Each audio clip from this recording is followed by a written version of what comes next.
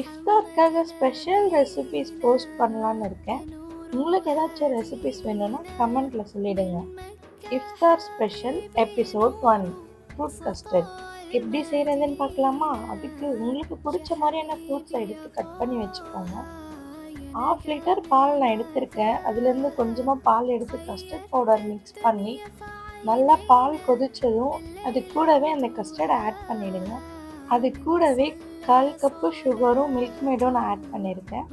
அதை கொஞ்ச நேரம் கூல் டவுன் ஆக விட்டு கட் பண்ணி வச்சுருக்க ஃப்ரூட்ஸ் அது கூட ஆட் பண்ணி அது கூடவே உங்களுக்கு பிடிச்ச மாதிரியான நட்ஸை போட்டு நல்லா மிக்ஸ் பண்ணி ஒரு 1 or 2 ஹவர்ஸ் ஃப்ரிட்ஜில் வச்சு எடுத்து சர்வ் பண்ணி பாருங்கள். அதோட டேஸ்ட்டை நான் சொல்லலை, நீங்கள் ட்ரை பண்ணி பாருங்கள்.